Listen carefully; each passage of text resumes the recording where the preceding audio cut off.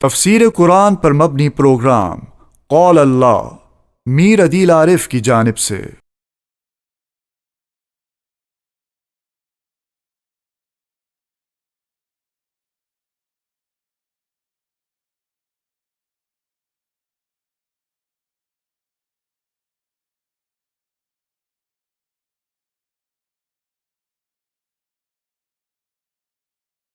سے وہ راستوں کو متعین کر پائے کہ یہ مشرق ہے، یہ مغرب ہے، شمال ہے، جنوب ہے، یہ راستہ عراق کی طرف جا رہے ہے کسی اور طرف۔ ریگستان میں تو ریت ہوتی ہے اور ساری کی ساری ریت ایک طرح ہوتی ہے، وقتی طور پر وہاں پہ کچھ ٹیلے بن جاتے ہیں لیکن وہ بھی تیز ہواؤں کے آنے سے ادھر ادھر ہو جاتے ہیں۔ تو جیسے ایک زندگی کے سفر کے اندر آپ کو ستاروں کی ضرورت ہے اور اللہ تعالیٰ نے آپ کی زندگی کے سفر میں آپ کو یہ ستاروں کی سہولت عطا فرمائی ہے، اور یہ ایسی علامتیں جو غیر متبدل ہے، تبدیلی اس کے اندر نہیں ہے۔ وہی ستارے جو آج سے 1000 سال پہلے تھے، آج سے 10,000 سال پہلے تھے، اور وہی ستارے جو راستہ دکھا رہے تھے، وہی ستارے اپنا کام کر رہے ہیں۔ تو جو اللہ آپ لوگوں کی دنیاوی ضرورتیں پوری کرنے کے لیے اور آپ کی دنیاوی راستے کی ہدایت کے لیے ستاروں کا نظام عطا فرما رہا ہے، تو وہ آپ کی روحانیت اور آپ کی آخرت کے لیے اللہ تبارک و تعالیٰ پھر آپ کو وہ ہدایت نہیں عطا فرمائے گا کہ جس کے ذریعے سے آپ کی روح جو ہے ہدایت پائے اور آپ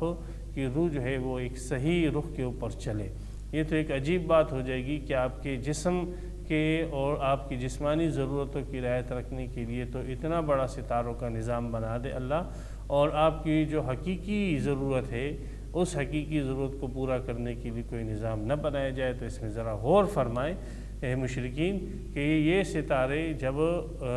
یہ ستاروں کا نظام اللہ نے وجود میں لایا ہے ہمیں راستہ دکھانے کے لیے، تو وہ اللہ تعالیٰ جو ہے وہ ہماری ہدایت کے لیے اور رہنمائی کے لیے اور ہماری جو ہے روحانی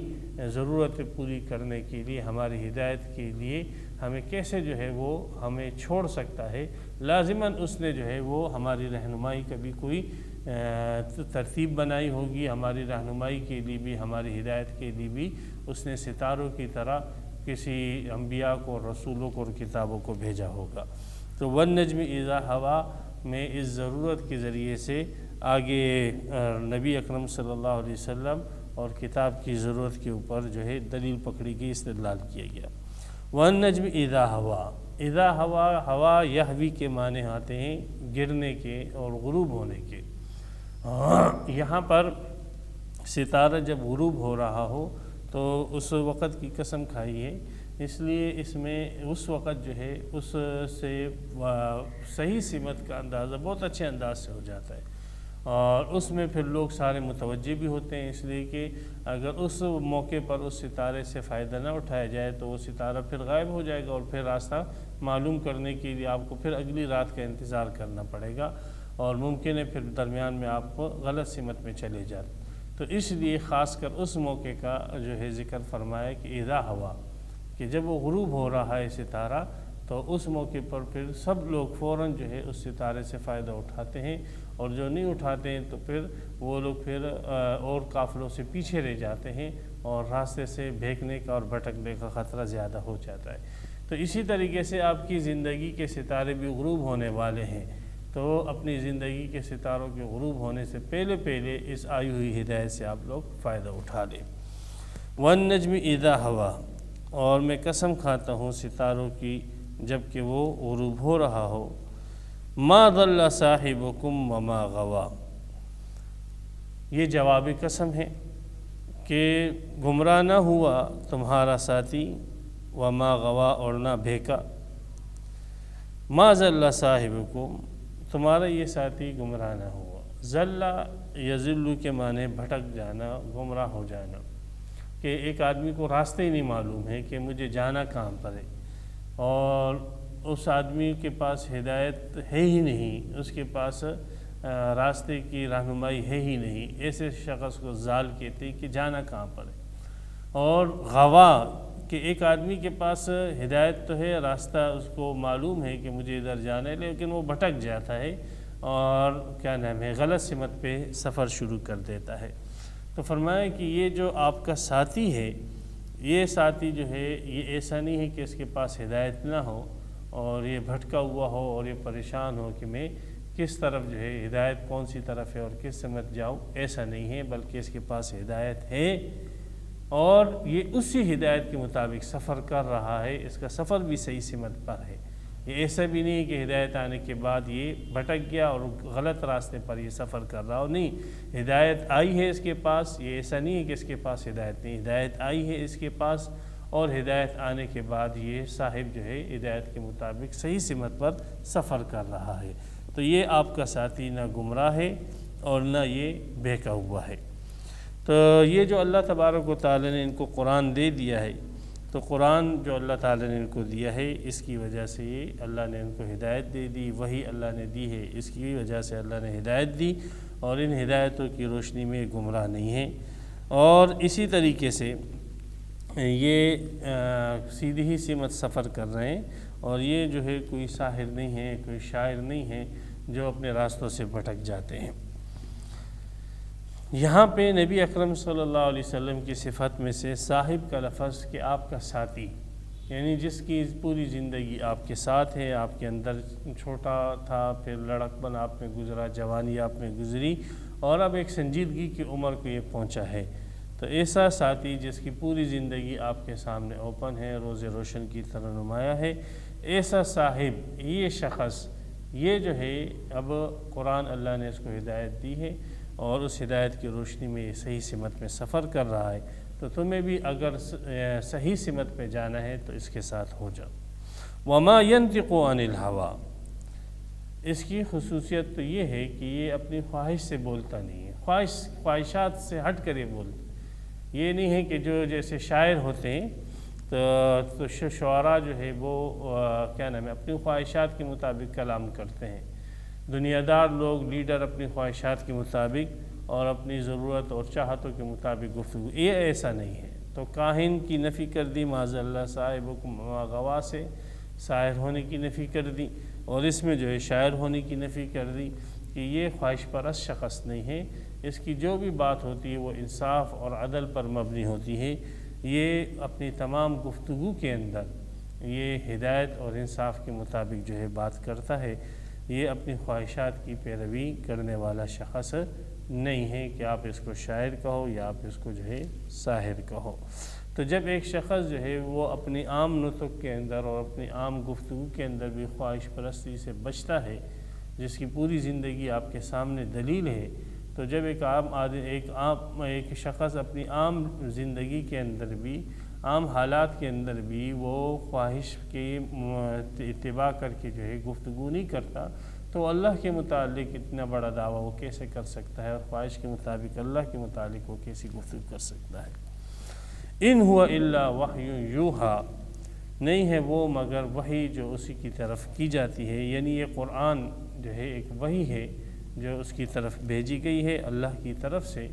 اور یہ اس کی کوئی چاہت نہیں تھی کہ جیسے مشرکین نے کہا کہ فلاں کے اوپر جو ہے نبوت آنی چاہیے، فلاں کی طرف جو ہے رسالت آنی چاہیے، تو یہ محمد صلی اللہ علیہ وسلم نے کوئی اپنے آپ کو اس کے لیے نامزدگی کے لیے پیش نہیں کیا تھا، یہ تو اللہ تبارک و تعالی نے قرآن کو اس کی طرف وحی کر کے بھیج دیا۔ جس وقت اس کو نبی بنایا جا رہا تھا اس سے کچھ لمحات پہلے، کچھ سیکنڈ، کچھ منٹ پہلے اس کو یہ وہم و گمان میں بھی نہیں تھا کہ اللہ مجھ کو نبی بنائے گا، مجھے رسول بنائے گا، یہ تو اللہ تبارک و تعالی نے اس کو منتخب فرمایا۔ تو اس میں ان کی اس پیچھے وہ نظریے کی تردید ہو گئی کہ اللہ تبارک و تعالیٰ کو اگر بنانا ہوتا نبی تو فلاں کو بناتا، فلاں کو بناتا۔ تو نبوت ایک ایسی چیز نہیں ہے کہ جو انسان اپنی مرضی سے اس کا انتخاب کرے، بلکہ یہ اللہ کا انتخاب ہوتا ہے۔ علمہ شدید القویٰ، اس کو سکھایا اس ذات نے جو بہت زیادہ طاقتور ہے۔ اب اس کا مصداق کیا ہے؟ بعض علماء نے اس سے اللہ تبارک و تعالیٰ کی ذات مراد لی ہے، اور اکثر علماء نے اس سے حضرت جبرائیل علیہ السلام کو مراد لیا ہے، اور کہا کہ علمہ شدید القویٰ یہ حضرت جبرائیل علیہ السلام کی صفت ہے، اور نبی اکرم صلی اللہ علیہ وسلم کو وہ سکھا رہے ہیں تو مطلب یہ ہے کہ وہ وہی بات النبی اکرم صلی اللہ علیہ وسلم تک پہنچا رہے ہیں کہ جو اللہ تبارک و تعالی نے ان کو بتلائی۔ جیسے سورہ تکویر کے اندر اللہ نے فرمایا اِنَّهُ لَقَوْلُ رَسُولٍ كَرِيمٍ ذِي قُوَّةٍ عِنْدَ ذِي الْعَرْشِ مَكِينٍ مُطَاعٍ ثَمَّ أَمِينٍ۔ تو یہ حضرت جبرائیل علیہ السلام کی صفات ہیں۔ یہاں پر بھی ذی قوت کی صفت لے کر آئے ہیں اور یہاں پر بھی علمہ شدید القویٰ کی صفت لے کر آئے ہیں۔ جناب نبی اکرم صلی اللہ علیہ وسلم کو جو انہوں نے تعلیم دی ہے تو اس سے جبرائیل علیہ السلام کی فوقیت ان پر نہیں ہوتی ہے، بلکہ تعلیم جو ہے اس انداز سے دی ہے کہ وہ اللہ تبارک و تعالی نے جو پیغام دیا تھا وہ پیغام انہوں نے پہنچایا ہے۔ اس اعتبار سے حضرت جبرائیل کی طرف نسبت کر دی گئی کہ حضرت جبرائیل علیہ السلام نے محمد صلی اللہ علیہ وسلم کو تعلیم دی ہے۔ اصل تعلیم دینے والے اللہ تھے اور جبرائیل علیہ السلام نے ان تعلیم کو پہنچایا، اس لیے جبرائیل کی طرف پہنچانے کی وجہ سے مجازاً تعلیم کی اسناد کر دی گئی ہے، ورنہ پیغمبر علیہ السلام کو اصل سکھانے والے وہ اللہ کی ذات ہے۔ 5ویں سپارے میں وَعَلَّمَكَ مَا لَمْ تَكُنْ تَعْلَمْ، اللہ نے آپ کو سکھائے وہ چیزیں جو آپ نہیں جانتے تھے۔ تو جبرائیل علیہ السلام کی پہلی صفت لے کر آئیں کہ وہ طاقتور، جسم کے اعتبار سے طاقتور تھے۔ ذو مرۃ،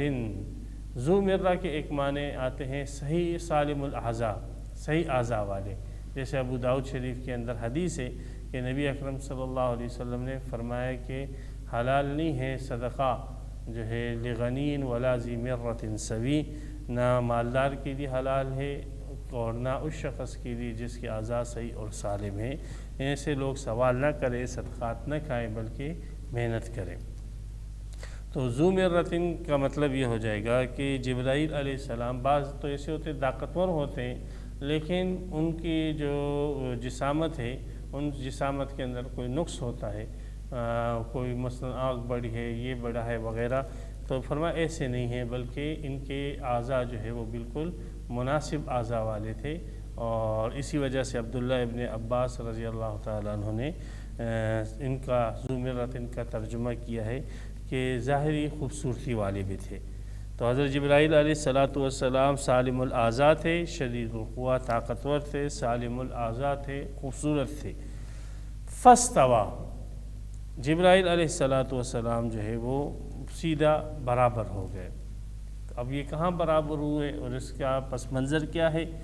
تو اس کا پس منظر یہ کہ جناب تفسیر ابن کثیر میں لکھا ہے کہ جناب نبی اکرم صلی اللہ علیہ وسلم پر جب ابتدائی وحی آئی تو پھر اس کے بعد فترت وحی ہو گئی، وحی کا سلسلہ کچھ عرصے کے لیے منقطع ہو گیا۔ تو آپ علیہ السلام بڑے پریشان تھے اس سلسلے میں۔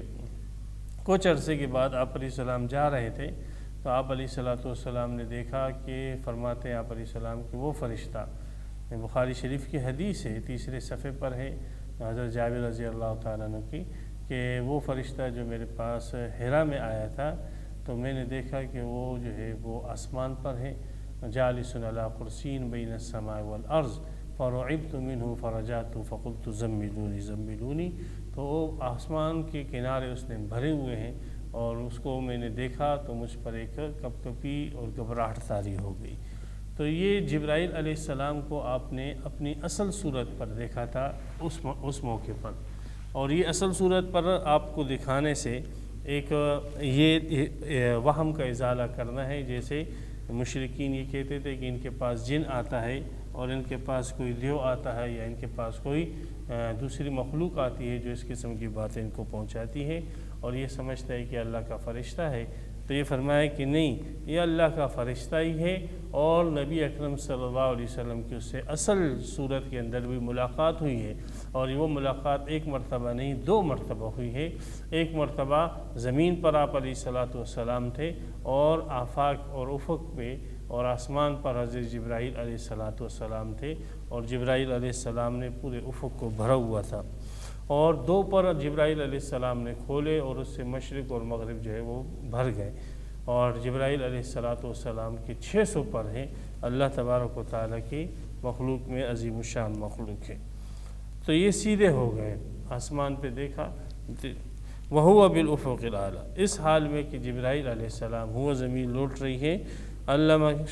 کے فاعل شدید القویٰ کی طرف، اس حال میں کہ جبرائیل علیہ السلام آسمان کی اوپری کنارے پر تھے۔ افق کہتے ہیں آسمان کا وہ حصہ جو زمین کے ساتھ ملتا ہوا نظر آتا ہے، تو چونکہ وہ جب انسان کھڑا ہو صحرا میں تو اس کو کہیں دور جو ہے آسمان کا سرا زمین کے ساتھ ملتا ہوا نظر آتا ہے، تو ایسی چیز جو ہے زیادہ واضح نہیں ہوتی ہے، اس لیے فرمایا آسمان کا وہ کنارہ جو اوپر تھا، یعنی آپ علیہ الصلوۃ والسلام نے جبرائیل کو بالکل سامنے نہیں دیکھا جہاں پہ زمین، اس لیے کہ وہاں پہ چیز صحیح نظر نہیں آتی، بلکہ اوپر دیکھا آپ علیہ الصلوۃ والسلام نے، تاکہ جبرائیل علیہ السلام کو اچھی طریقے سے آپ مشاہدہ کر کے دیکھ لیں۔ تو آپ علیہ الصلوۃ والسلام نے جبرائیل کو دیکھا اپنی اصل حالت میں، اور آپ علیہ السلام نے فرمایا اس نے 2 پر کھولے ہوئے تھے، یہ عبداللہ ابن مسعود رضی اللہ تعالیٰ عنہ کی روایت ہے۔ ثم دنا، پھر وہ قریب آیا، دنا یدنو کے معنی قریب آنا، فتدلا، تدلا کے معنی آتے ہیں لٹکنے کے، تو یہاں پہ تدلا کے معنی بعض حضرات نے کہا کہ یہاں پہ تقدیم تاخیر ہے، پہلے تدلا ہے اور کیا نام ہے پھر دنا ہے، پہلے لٹک گئے تھے اور پھر قریب آ گئے تھے، اور وجہ دنا کو مقدم کیوں کیا؟ تو دنا کو جو ہے اس لیے مقدم کیا تاکہ فواصل کی رعایت ہو جائے، آیتوں کا آخر ایک طرح ہو جائے، لیکن بعض مفسرین نے کہا کہ نہیں، یہاں پر تدلا کے معنی ہے، دنا کے معنی پہ یہ ہے، زیادہ قرب کو بتلانے کے لیے فتدلا لے کر آ گئے کہ قریب ہوئے، اتنے قریب ہوئے کہ گویا کہ لٹک گئے تھے۔ تو ثم دنا فتدلا، پھر جبرائیل علیہ السلام قریب ہوئے اور زیادہ قریب ہو گئے۔ تو حضرت ابو منصور ماتریدی رحمۃ اللہ علیہ فرماتے ہیں کہ آپ علیہ السلام کو پہلے دور دکھایا گیا، اتنا دور بھی نہیں دکھایا گیا کہ نظر نہ آئے، بلکہ اتنی دوری پر دکھایا گیا کہ آپ اس کو دیکھ سکیں، اور اچانک جو ہے آپ کے بالکل قریب نہیں لایا گیا، اس لیے کہ بالکل قریب لانے سے بھی ایک مرتبہ اچانک ایک نورانی چیز قریب آ جائے تو انسان کی آنکھیں جو ہے وہ جو ہے وہ ہو جاتی ہے، وہ چیز صحیح طور پہ نظر نہیں آتی ہے، تو آپ کو پہلے دور سے وہ دکھایا گیا تاکہ آپ اس کا اچھی طریقے سے ادراک کریں، پھر آہستہ آہستہ جبرائیل کو قریب کیا گیا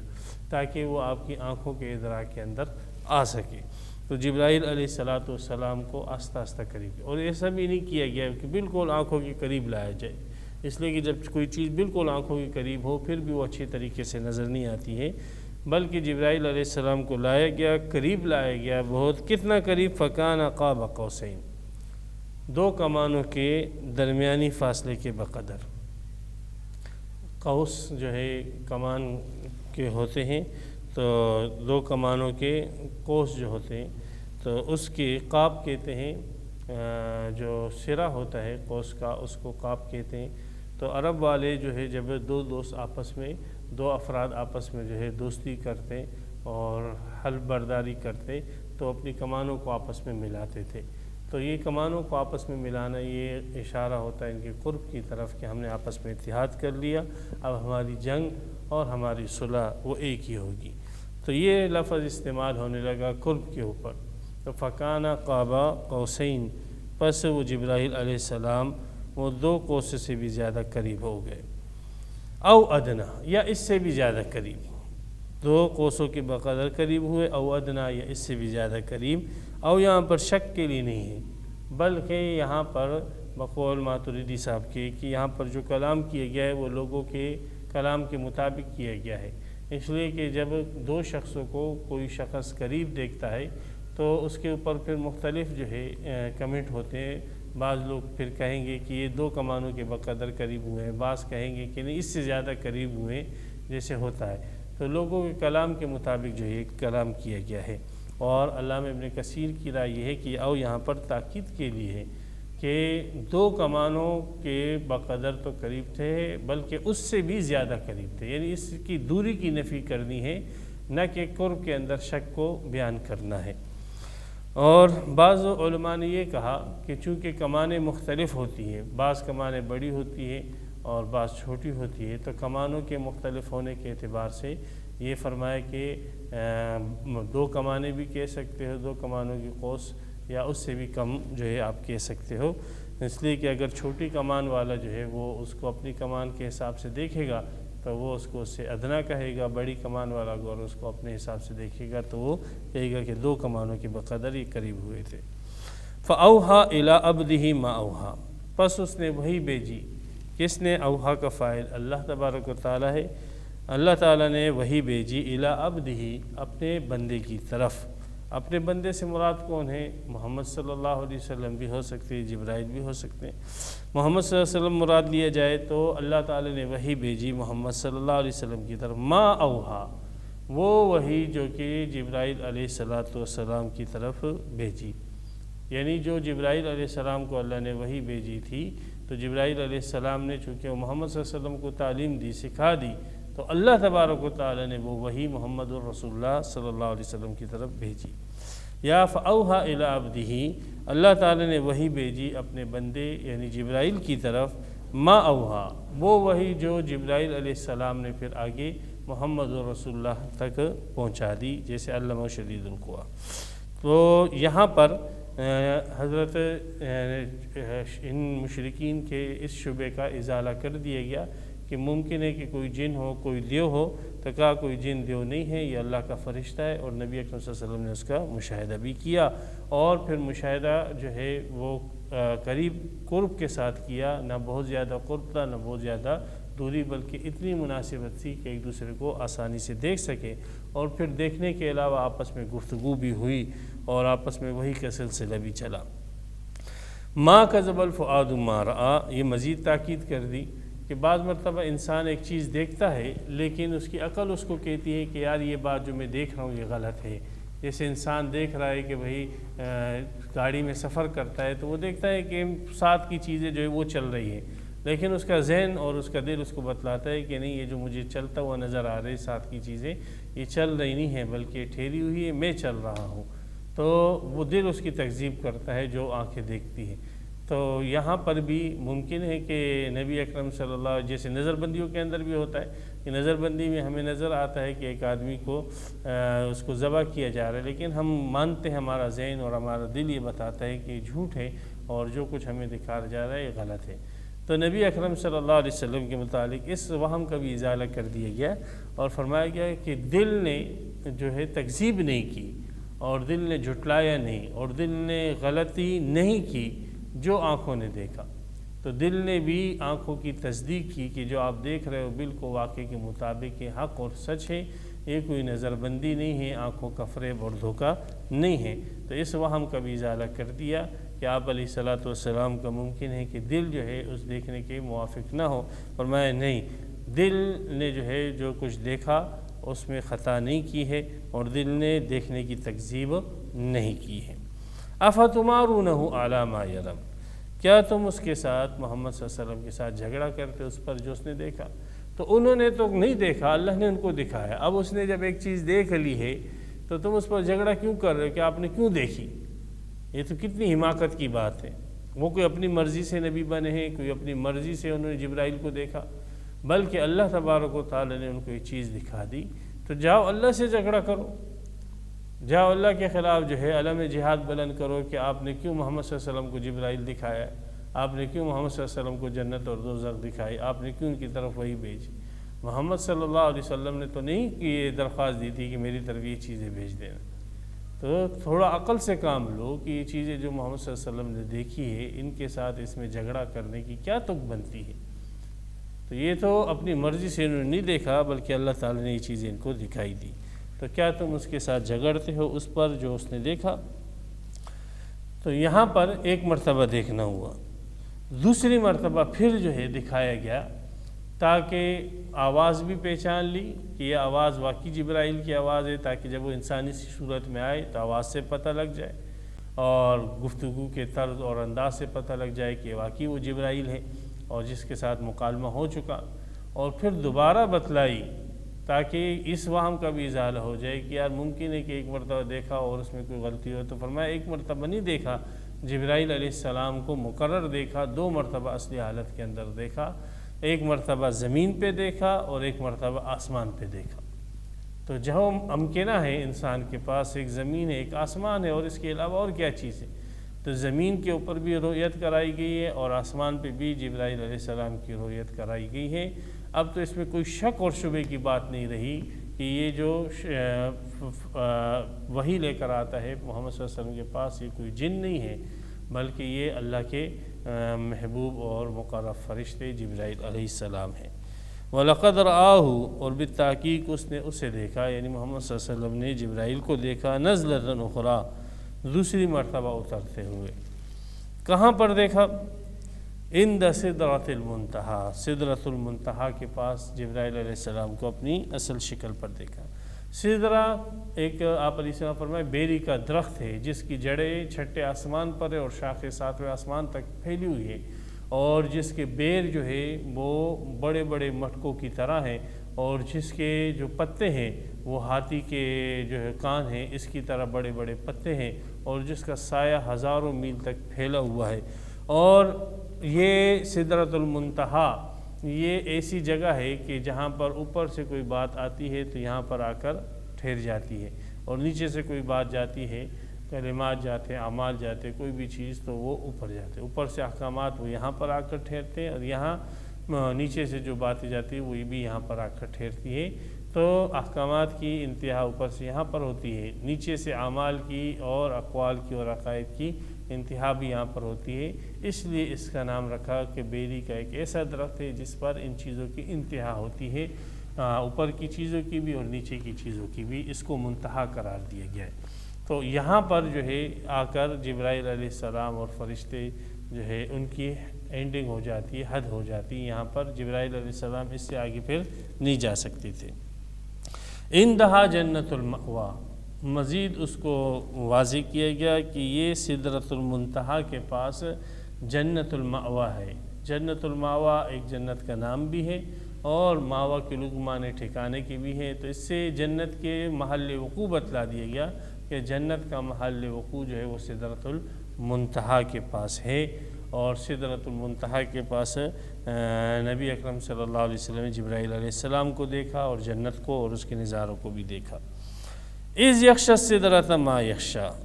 یہ نظارہ جو ہے جبرائیل علیہ السلام کا تب ہوا جب ڈھانپ لیا تھا بیری کے درخت کو اس چیز نے جس نے اس کو ڈھانپ لیا۔ کس چیز نے ڈھانپ لیا تھا؟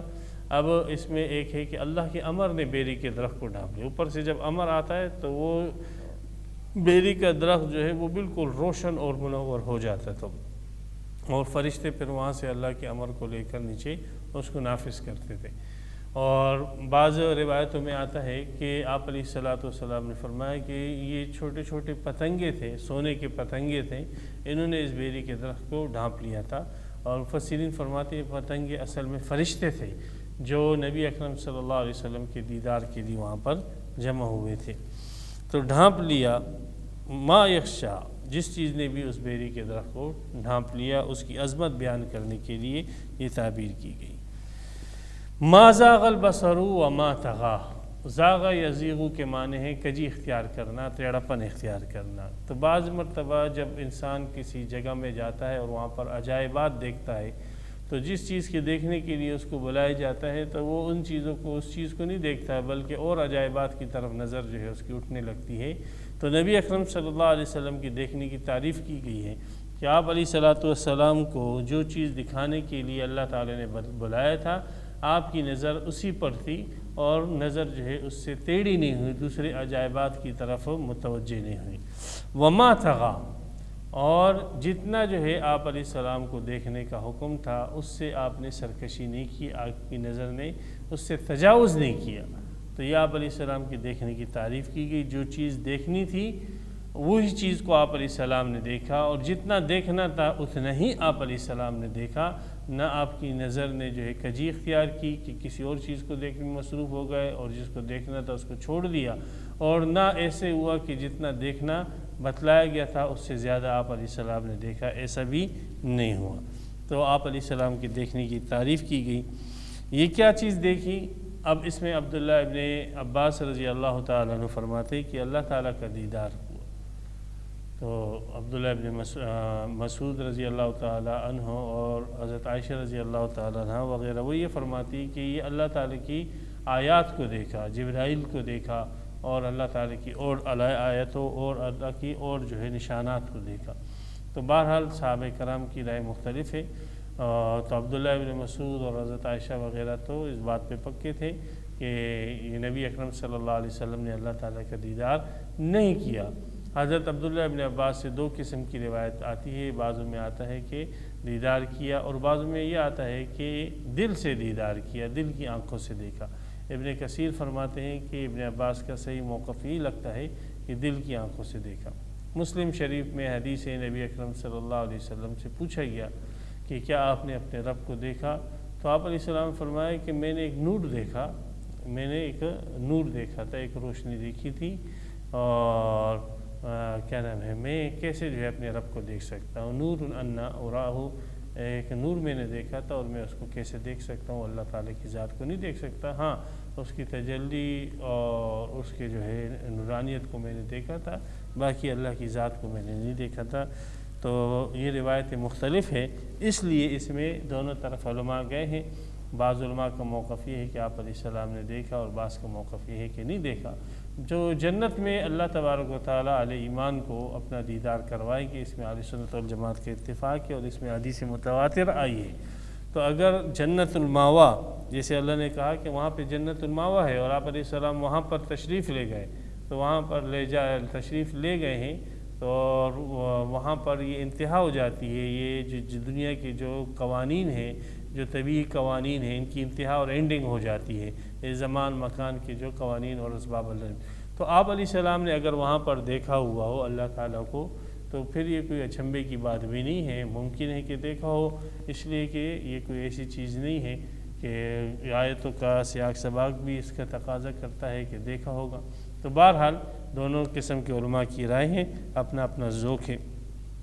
لقد رأى من آیات ربہ الکبریٰ، بالتحقیق آپ علیہ السلام نے اپنے رب کی نشانیوں میں سے بڑی نشانیاں دیکھی۔ تو جو حضرات جو ہے وہ آپ علیہ السلام کے اللہ تعالیٰ کی رؤیت کا انکار کرتے ہیں، وہ اس آیت سے بھی استدلال کرتے ہیں، اور وہ کہتے ہیں کہ دیکھو اللہ تبارک و تعالیٰ کی نشانیاں دیکھی، تو یہ اس بات کی دلیل ہے کہ اللہ کو نہیں دیکھا۔ اگر اللہ کو دیکھا ہوتا تو پھر یہ نشانیاں تو اللہ کے وجود کے لیے دلیل تھی، تو جب اللہ کو دیکھ لیا تو ان نشانیوں کو دیکھنے کی کیا ضرورت تھی؟ تو وہ کہتے ہیں کہ نشانیاں دیکھ لی، جیسے علامہ ماتریدی رحمۃ اللہ علیہ فرماتے ہیں، تو یہ قرینہ ہے، دلیل ہے اس بات پر کہ اللہ کا دیدار نہیں ہوا۔ اور جو کہتے ہیں کہ اللہ تبارک و تعالیٰ کو دیکھا، تو وہ جو ہے ما کذب الفؤاد ما رأى اور ما زاغ البصر وما طغى کے الفاظ سے استدلال کرتے ہیں۔ بہرحال آیت کو کے اندر جو ہے دونوں احتمالات موجود ہیں۔ تو آیت کے اس حصے کے اندر، یہ جو ہم نے حصہ پڑھا، اس کے اندر معراج کے واقعے کی طرف اشارہ ہے، جس کے اہل سنت والجماعت جس کی قائل ہیں کہ نبی اکرم صلی اللہ علیہ وسلم کو اللہ تعالیٰ بیداری میں آسمانوں پر لے گیا، اور اپنی بڑی نشانی اللہ تعالیٰ نے آپ کو دکھائی تھی۔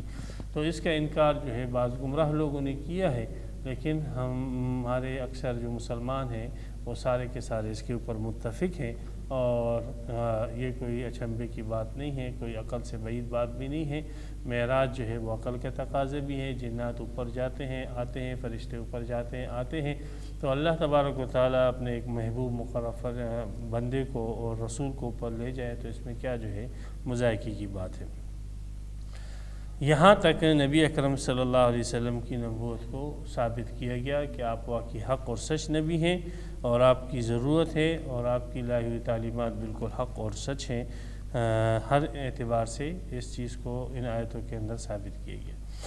تو آپ علیہ السلام کی تعلیمات کیا تھی؟ آپ علیہ السلام کی تعلیمات یہ تھی کہ یہ پتھر کے بت جو ہے کچھ بھی نہیں ہے،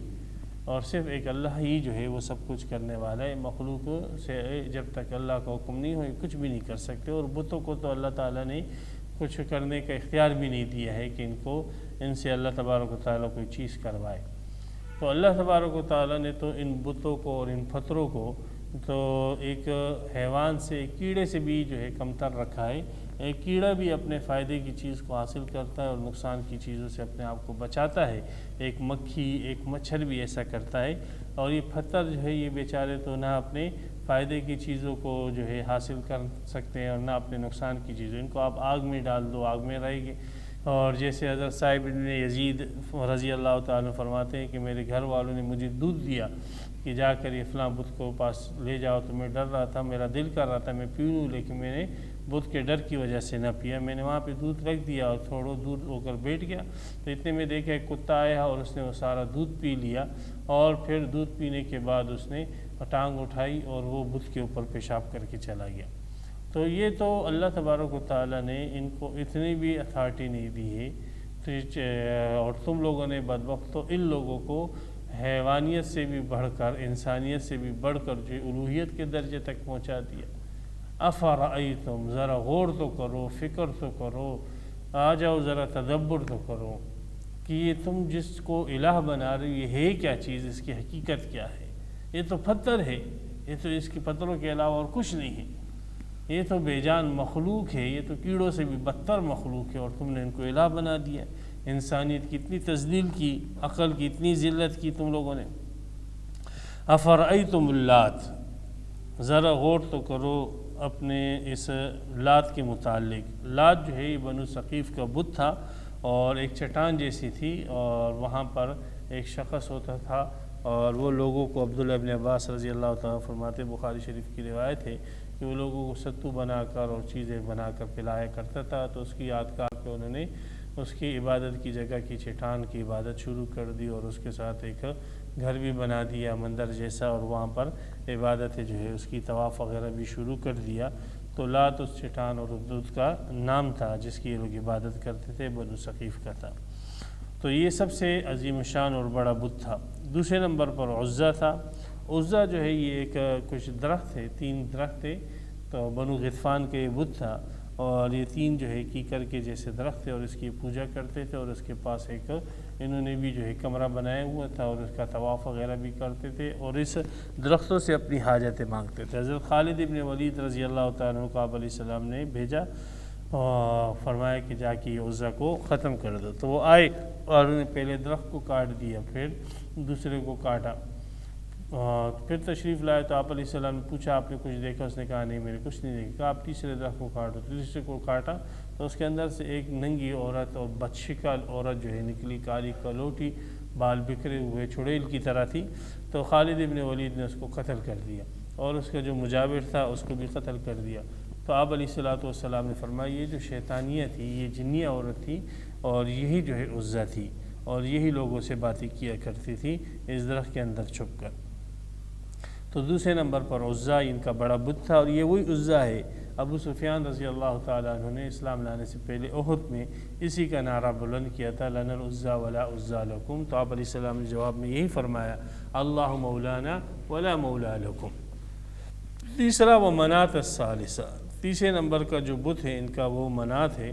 اور یہ قریش کا جو ہے بت تھا۔ الاخرى، اخرى جو ہے یہاں پر تاخیر کے معنی پیچھے کیا ہوا ہے، ورنہ اخرى جو ہے وہ تو دوسرے کے لیے استعمال ہوتا ہے، یہاں پر پیچھے کیا ہوا، یعنی اس کا جو درجہ ہے عرب کے ہاں یہ لات اور عزا سے پیچھے ہے، ان سے مؤخر ہے۔ الکم الذکر وله الانثی، کیا تمہارے لیے نرینہ اولاد اور اللہ کے لیے لڑکیاں ہوں؟ جیسے ان کا عقیدہ تھا کہ فرشتوں کو اللہ کی بیٹیاں سمجھتے تھے، تو اللہ نے ان کی حماقت بتلائی اور کہا شرک نے تمہاری عقلوں کو اتنا معاف کر دیا کہ ایک تو تم نے پتھروں کو الوہیت کا درجہ دے دیا، اور دوسرا یہ ہے کر دیا کہ اللہ تبارک و تعالیٰ کے لیے وہ چیزیں، وہ صفات مان رہے ہو جو تم اپنے لیے ماننا بھی اپنے لیے عیب اور گالی سمجھتے ہو۔ تو جو چیز اپنے لیے ماننا تم عیب اور گالی سمجھتے ہو، ان صفات کو تم اللہ کے لیے ثابت کر رہے ہو، تو دیکھو شرک نے تمہیں کس پستی اور گھٹیا پن کے اندر ڈال دیا ہے کہ اپنے لیے تو تم نرینہ اولاد پسند کرتے ہو اور اللہ کے لیے تم مؤنث پسند کرتے ہو۔ تلک اذن قسمۃ ضیزیٰ، تو یہ تو بڑی جو ہے بونڈی تقسیم ہے ظالمانہ۔ ضیزیٰ اصل میں زوزہ تھا، تو یا کو جو ہے محفوظ رکھنے کے لیے ذات کے ضمہ کو کسرہ سے تبدیل کر دیا گیا تو ضیزیٰ ہوا۔ تو یہ جو ضیزیٰ ہے، ضیزیٰ کے معنی ہے ناانصافی پر مبنی جو ہے تقسیم۔ ان ہی الا اسماء، تو پھر مزید اللہ تعالیٰ ان کی عقلوں کی جو ہے مذمت فرما رہے ہیں، اور ان کو عقلوں کے خلاف جو ہے چلنے پر ان کو تنبیہ کر رہے ہیں کہ یہ جو تم نے ان کو نام دیے ہوئے ہیں کہ بھائی یہ داتا ہے، یہ مشکل کشا ہے، یہ کشتیاں پار لگانے والا ہے، یہ فلاں بیماری۔ اب مشرکین عرب نے مختلف بتوں کو مختلف جو ہے اسماء دیے ہوئے تھے اور صفات دیے ہوئے کہ فلاں بت کے پاس جاؤ گے تو آپ کے کاروبار میں برکت ہو جائے گی، فلاں بت کے پاس جاؤ گے تو آپ کو اولاد مل جائے گی، فلاں بت کے پاس جاؤ گے تو آپ کی شادی ہو جائے گی، فلاں بت کے پاس جاؤ گے تو آپ کے جھگڑے جو ہے وہ ختم ہو جائے گے، یہ مسائل حل ہو جائے گے، یہ مسائل۔ تو یہ جتنی صفات آپ لوگوں نے بتوں کے لیے، حقیقت میں ان بیچارے بتوں کے اندر کوئی صفات نہیں ہے، یہ صرف صفات اور نام تمہارے دیے ہوئے ہیں، یہ صفات ان کے اندر ہے ہی نہیں۔ اللہ تبارک و تعالیٰ نے تو ان سے زیادہ صفات جو ہے وہ کیڑے کو دیے ہیں۔ یہ صفات جو تم ان کے لیے مان رہے ہو، حقیقت میں یہ صفتوں میں سے کوئی صفت ان کے لیے نہیں ہے۔ تو اسماء سے مراد یہاں پر صفات بھی ہو سکتے ہیں، اور اسماء سے مراد اسماء بھی ہو سکتے ہیں جو ان صفات پر دلالت کریں۔ نہیں ہے یہ مگر کچھ نام ہیں جو تم نے رکھ لی ہیں، تم نے اور تمہارے باپوں نے، ما انزل اللہ بہا من سلطان، اللہ نے اس کی کوئی دلیل نہیں اتاری۔ ان یتبعون الا الظن، یہ چوتھی مذمت مشرکین کی کہ ایک تو تم نے بتوں کو الوہیت کا درجہ دیا، دوسرا اللہ کے لیے ایسی صفات مانی جو اپنے لیے بھی گالی سمجھتے ہو،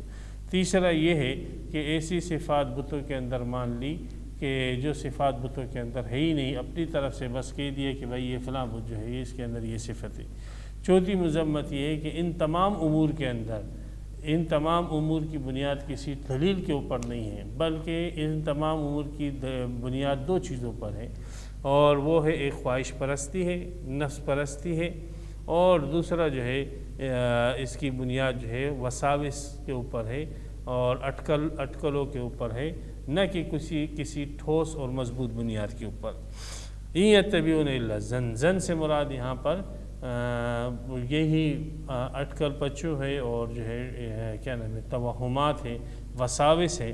ظن سے مراد وہ ظن نہیں ہے جو اصطلاح کے اندر، علوم کی اصطلاح کے اندر استعمال ہوتا ہے، ظن سے مراد یہاں پر اٹکلات ہیں۔ اور تو ان لوگوں نے پیروی نہیں کی ہے مگر ظن کی، اٹکلات کی، تخمینے ہیں، اندازے ہیں، وما تہوی الانفس، اور خواہش پرستی کی۔ وَلَقَدْ جَاءَهُم مِّن رَّبِّهُمُ الْهُدَىٰ، ان کے پاس کوئی معذرت بھی نہیں ہے، عذر بھی نہیں ہے، اس لیے کہ چلو اگر ایک آدمی اٹکلات سے کام لے رہا ہے یا خواہش پرستی پر چل رہا ہے اور اس کے پاس کوئی واضح راستہ نہیں ہے، کوئی اس کے پاس گائیڈ نہیں ہے اور وہ بھٹکا ہوا ہے، تو چلو ایک قسم کا لوگ کا یہ معذور ہے، لیکن تمہارے پاس تو اللہ کی طرف سے ہدایت بھی آ چکی ہے، واضح راستہ بھی آ چکا ہے، پھر اس کے باوجود تم اس واضح ہدایت کو چھوڑ کر ان گمراہی کی طرف اور ان وساوس کی طرف جو جا رہے ہو۔ ام للانسان ما تمنا، کیا انسان کے لیے وہ ہے جس کی وہ آرزو کرے؟ جو انسان جو چاہے بس وہ جو دین چاہے گا وہ بنے گا؟ نہیں، انسان کی آرزو نہیں چلتی ہے، انسان کی تمناؤں نہیں چلتی ہے۔ وَلَوِ اتَّبَعَ الْحَقُّ أَهْوَاءَهُمْ لَفَسَدَتِ السَّمَاوَاتُ وَالْأَرْضُ، اگر انسان کی چاہتوں کے مطابق یہ نظام چلنے لگے تو یہ تو پورا آسمان زمین کا نظام کا بیڑا غرق ہو جائے، تباہ و برباد ہو جائے۔ انسان یہ چاہے گا کہ اس پتھر کے اندر جو ہے مشکل کشائی والی صفت آ جائے، پتھر معبود ہو جائے، یہ جو ہے کیا نام ہے اللہ کے لیے یہ صفت، تمہاری چاہتوں سے کچھ نہیں ہوتا، تمہاری تمناؤں سے کچھ نہیں ہوتا، تمہاری آرزوؤں سے کچھ نہیں ہوتا، یہ اختیارات تمہارے پاس نہیں ہیں۔ فَلِلَّهِ الْآخِرَةُ وَالْأُولَىٰ، اللہ ہی کے پاس یہ اختیارات ہیں، دنیا کے اندر بھی اور آخرت کے اندر بھی، کہ اللہ جس کو چاہے نبی بنائے، جس کو چاہے رسول بنائے۔ اللہ تعالیٰ ایک حیوان کیڑے کو جو ہے ایک کام کرنے کی طاقت دے اور پتھر جیسے بڑی چٹانوں کو اس کام کی کرنے کی طاقت نہ دے۔ اللہ تبارک و تعالیٰ جو ہے اپنے مقربین کو بھی خدائی صفات اور اختیارات نہ دے، یہ ساری جو ہے طاقت اللہ کے پاس ہے۔ اللہ تبارک و تعالیٰ کے علاوہ مخلوق میں سے کسی کے پاس یہ طاقت نہیں ہے۔ تو دین جو ہے اور حق آپ کی خواہشات کے تابع نہیں ہو سکتا۔ ہاں، کامیابی اسی میں ہی ہے کہ آپ جو ہے اللہ کے بھیجے ہوئے احکامات کے اور حق کے تابع ہو جائے۔ تو یہاں پر سورہ نجم کا پہلا رکوع پورا ہوا۔ اللہ تبارک و تعالی ہمیں قرآن مجید کی سمجھ عطا فرمائے، اس کے ساتھ وابستہ رکھے اور اسی پر ہمیں موت عطا فرمائے۔ وآخر دعوانا الحمد۔ تفسیر قرآن پر مبنی پروگرام قول اللہ میر عدیل عارف کی جانب سے